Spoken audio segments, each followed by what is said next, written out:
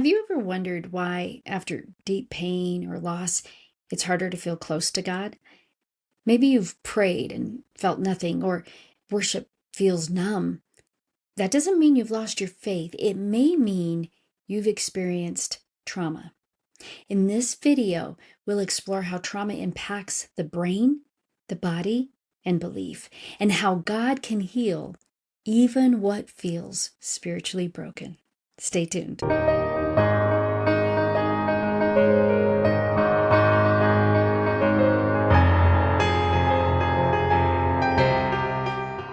So, what is trauma really?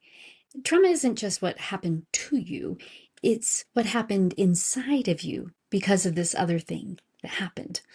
From a clinical perspective, trauma occurs when an experience overwhelms our neurobiological ability to cope or integrate it.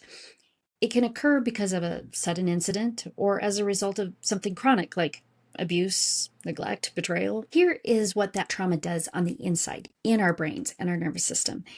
First, the amygdala gets put on high alert, and then it learns to stay there in order to keep the person safe, to keep us in protective mode, always scanning for danger, even when none exists.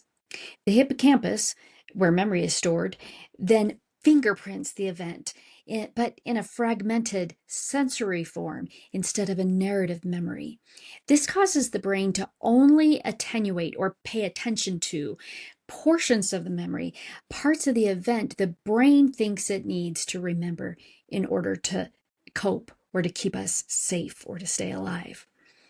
But because the amygdala is upregulated, the prefrontal cortex, where reasoning and reflection take place, that goes offline, making it more difficult to think clearly, especially when we are stressed. And it makes it more difficult to regulate our emotions. And this can make it more difficult to express empathy and altruism, even to ourselves. As a result of these brain-related changes, the nervous system learns that safety isn't guaranteed, and it will even generalize that faulty belief to spiritual spaces.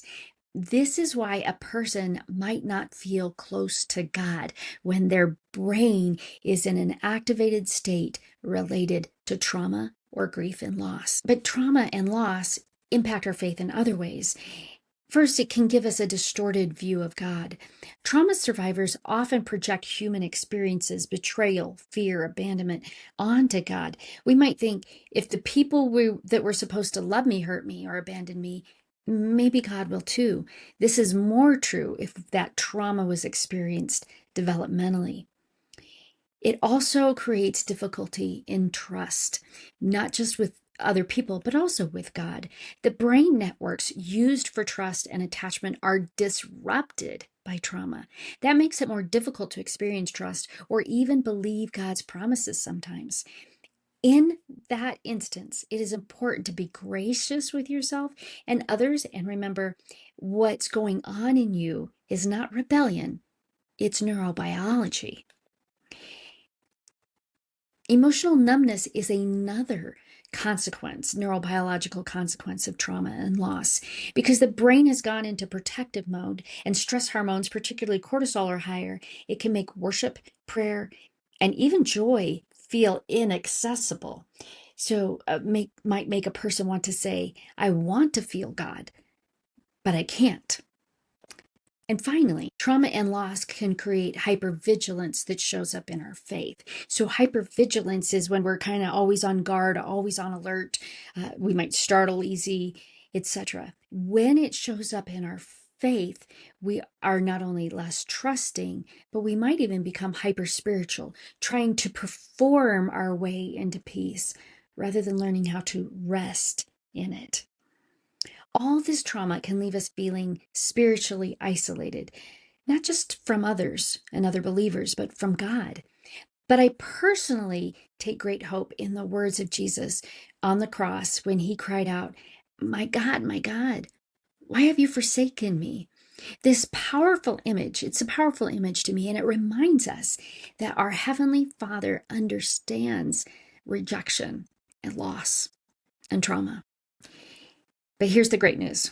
The same brain that stored trauma, getting stuck in high alert mode, was designed by God to rewire, to heal, and to repair. And that is all done through faith experiences. And there are two main ways it occurs. The first is through community. Healing begins in the nervous system when we have safe experiences. So, safety in counseling, because we met with a good, godly counselor who made us feel safe. Safety with other believers, because we were connected to a believing community through Bible studies and fellowships. And in the presence of God. You might not feel his presence. You might feel far away, but that doesn't mean he is far away.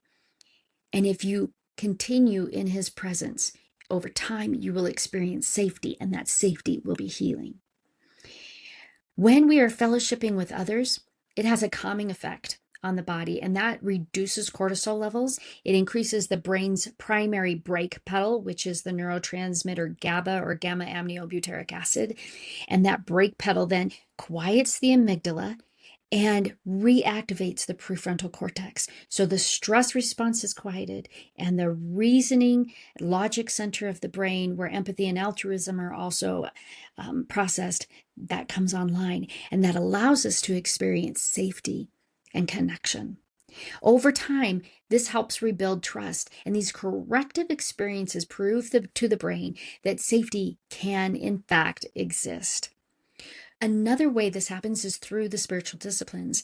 I know you might not feel God, but that doesn't mean he is not there, or that prayer and meditation aren't working. In fact, in American Christian culture, I think too much emphasis is placed on feelings and whether or not we're experiencing some sort of emotional rush.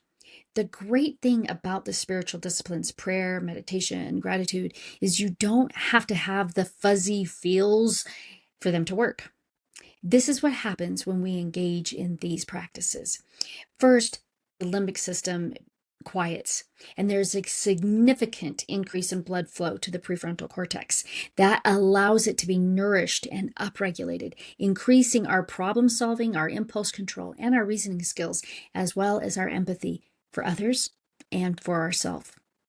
And then the neural fiber bundles around the anterior cingulate cortex, which is where we engage in emotional regulations, those fiber bundles become strengthened. Cortisol levels drop, and GABA, that's the gamma aminobutyric acid, the brain's brake pedal, that increases.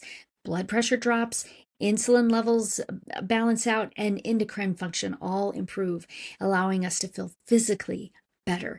All of those things happen when we engage in spiritual disciplines like prayer, meditation, and gratitude. There's also, when we engage in those practices, an increase in theta waves in the brain, and that gives the brain a sense of relaxation. It also has a restorative effect on the brain's neurons and the overall health of the brain and the nervous system. Here's the thing: faith rebuilds from the inside out. And when there has been trauma or loss, it requires corrective experiences in the nervous system to re-regulate and for the brain to learn to trust God again. That requires us to get into and stay in Christian community and to practice those spiritual disciplines. Even if you don't feel anything right now, stick with it. Think of it like this: when you're going to the gym, you're not going to get immediate results, but over time, you will begin to notice small, incremental changes that add up. As the nervous system calms, spiritual intimacy with God and with others will return.